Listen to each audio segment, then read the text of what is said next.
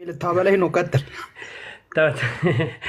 እሺ ምንም ችግር የለም። እሺ ኮብላዩ ይሰማል ድምፄ? ቅድም ያነሳቸው ነጥቦች አእምሮዬ ላይ ስላሉ ከእነሱ ልጀምርልህ።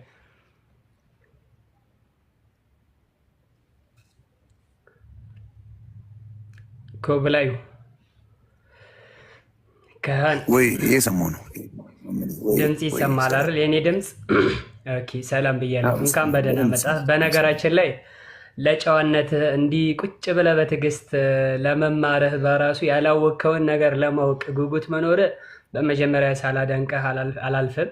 በጣም አደንቅሃለሁ፣ አከብርሃለሁ። ምክንያቱም አንድ ሰው በዚህ ጊዜ አላውቅም ማወቅ ፈልጋለሁ ብሎ እንኳን እንደዚህ ቁጭ ብሎ መስማት የለም። ሁሉም እኔ አዋቂ ነኝ ብሎ የሚራሩጥበት ዘመን ላይ ነው ያለ ነው።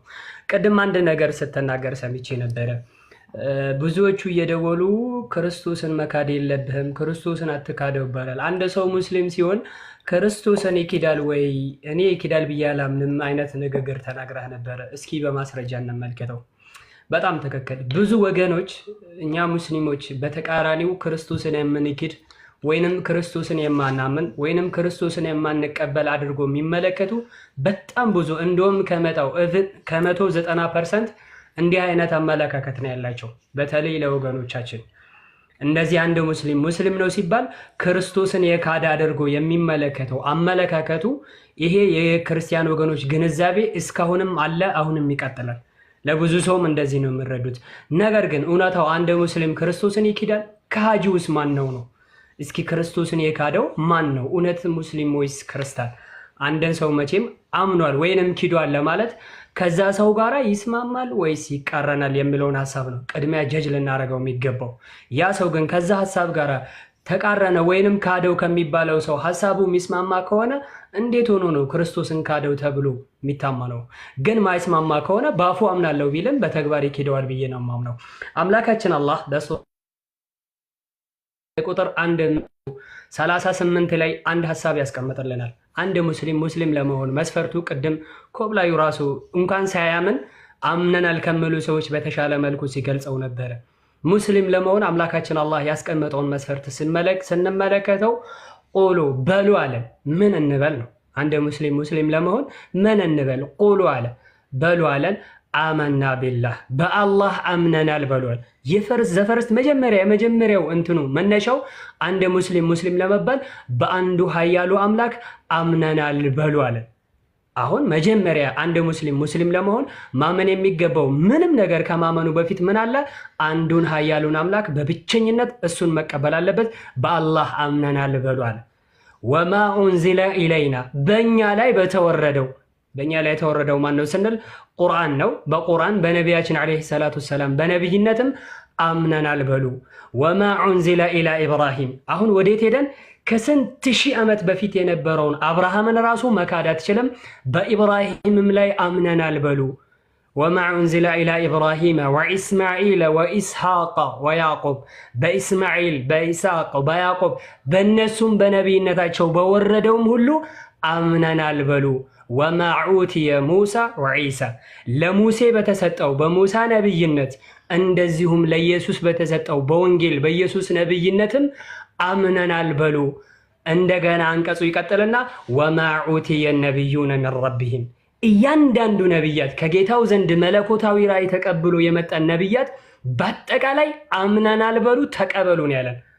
አሁን እዚህ ጋር አንድ ትልቅ ግንዛቤ ልንወስድበት የምንገባው ነገር አንድ ሙስሊም ከተባለ እያንዳንዱ ነብይ በነብይነት አምኖ ይቀበላል። ከነብይ በታች አድርጎ አያዋርድም። ከነብይነት በላይም አድርጎ ከፍ አድርጎ አምላክ ነው አይልም። እንደ ነብይን በነብይነት ይቀበላል። እውነተኛውን አምላክ ቅድም ስንገባ አንቀጹን ስንጀምረው ቁሉ አመና ቢላህ እንዳለው በአላህ ብቻ ደግሞ በአምላክነት እናምናለን። ከዛ አንቀጹ መጨረሻ ላይ ሲደመድመው ምን አለ? ላ ኑፈሪቁ በይነ አሐድን ሚንሁም ከነሱ መካከል እነዚህ ከተላኩ ነቢያቶች መካከል ሙሳን ከኢየሱስ ሳንለይ ወይንም ነቢዩ ሙሐመድን ከኢሳ ሳንለይ አብርሃምን ከሙሴ ሳንለይ ሳናስበልጥ ሳንቀንስ በነቢይነት እንዳጠቃላይ ጀነራሊ እንቀበላለን። ላ ኑፈሪቁ በይነ አሐድን ሚንሁም ወነሕኑ ለሁ ሙስሊሙን። ይህን የምናደርገው ደግሞ ማን ስለሆነ ነው? እኛ ሙስሊሞች ለኃያሉ አምላክ ታዛዦች ስለሆነን ነው። ሱብሃነላህ። ይሄን ንግግር የተኛውም አይነት እምነት ሄደህ ብትፈትሽ አታገኘው፣ የለምም ሊገኝምም አይችልም። አንድ ክርስቲያን የሚባለው ወንጌልን ሲያምን ወይንም ደግሞ ክርስቶስን አምላክ ብሎ ሲያምን ብቻ ነው ክርስቲያን ብሎ የሚቀበሉት። ከዛ በፊት የነበረ ነብይን ወይንም ከዚህ በኋላ ያሉ ከክርስቶስ በኋላ የመጡ ነቢያቶችን አምኖ በመቀበሉ አይደለም። አንድን አይሁድ ብሎ የሚያምነው ምንድነው ስትለው የሙሴ ነብይነት አምኖ በክርስቶስ ሲክድ ነው። ከዛ በኋላ ያለውን ውሸት አምነው ሲል ነው አይሁድ ሆኖ የኦሪት ተከታይ ነኝ ብሎ ሲል የምትመለከተዋለ። ከኦሪት በፊት ያሉትን ግን ብዙም እንትን አይላቸውም። በኋላም የመጡትን ብዙም አያምናቸውም። አንድ ሙስሊም ግን ሙስሊም ሲሆን ኦሪትን ታምናለህ ወይ ብትለው አዎ ነው የምልህ። ወንጌልን ታምናለህ ወይ ብትለው አዎ ነው። ወርዷል ብትለው አዎ ይላል።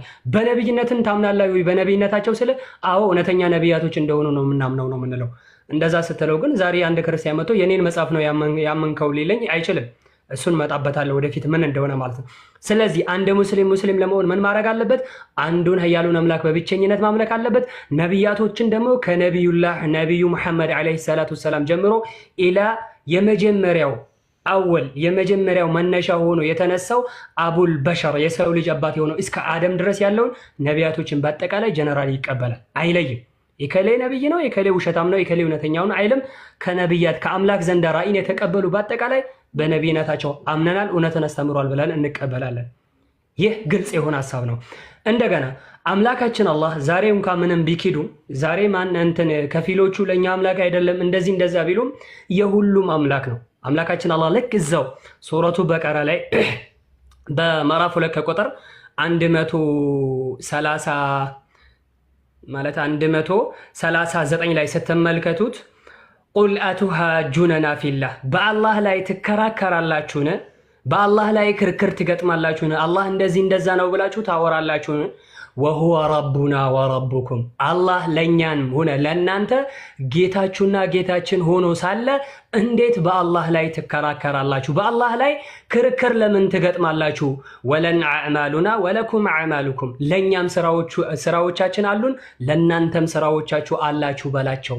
ግን አላህ ለእኛም ይሁን ለእናንተ ጌታ ነው፣ ነቢያቶችን ልኳን ነው። ልክ ሱረቱ በቀራ ላይ እዛ ወደታችን ወረድ ብላችሁ ስትመልከቱት ያ አዩሃናስ እናንተ የሰው ልጆች ነው የሚለው። ሙእምንና ካዲ አይደለም። ክርስቲያንን በለው ሙስሊምን በለው አይሁድን በለው ኢቴስት እምነት ያለው እምነት የሌለውም ሆነ ምንድነው የሚለው አምላካችን አላህ ያ አዩሃናስ እናንተ የሰው ልጆች ሆይ እዕቡዱ ረበኩም الذي خلقكم ያንን የፈጠራችሁ የሆነው ብቸኛውን አምላክ እሱን ተገዙት። እናንተን የፈጠረ ብቻ ሳይሆን አስቀጠላና ምን አለ? ወለዚነ ሚን ቀብሊኩም ከናንተ በፊትም የነበረ ፍጥረታትን በአጠቃላይ የፈጠረ የሆነውን ጌታችሁን እርሱም በብቸኝነት አምልኩት ነው ያለው። አላህ ለነሱም ለኛም ጌታችን ነው።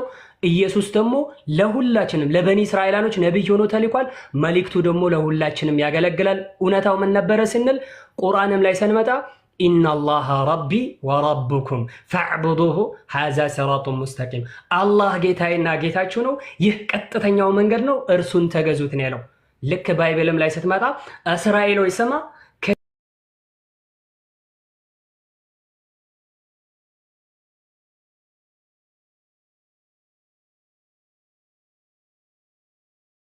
ክርስቶስን አውቀዋለሁ ከሱ በፊት እኔ ክርስቶስን እቀበለዋለሁ። ምናልባት ክርስቶስን እሱ የሚቀበልበት መንገድና እኔ የሚቀበልበት መንገድ ሊለያይ ይሆናል።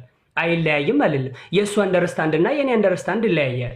ኦኬ አምናለሁ በዚህ ግን ያ ማለት እኔ ክርስቶስን ክደዋለሁ ማለት አይደለም። ወይ እሱ ልክ አይደለም ወይ እኔ ልክ አይደለሁም።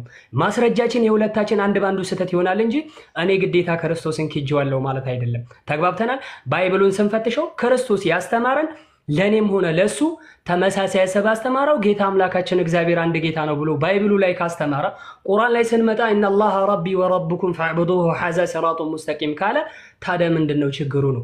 ታዲያ ነብይነቱን እንደው እኔ ነብይ ነው ብዬ ሳምን ክርስቶስን ክደሃል ካልኩኝ የመጀመሪያው ከሃዲ የሚሆነው ከራሱ መጽሐፍ አይደል እንደሚጀምረው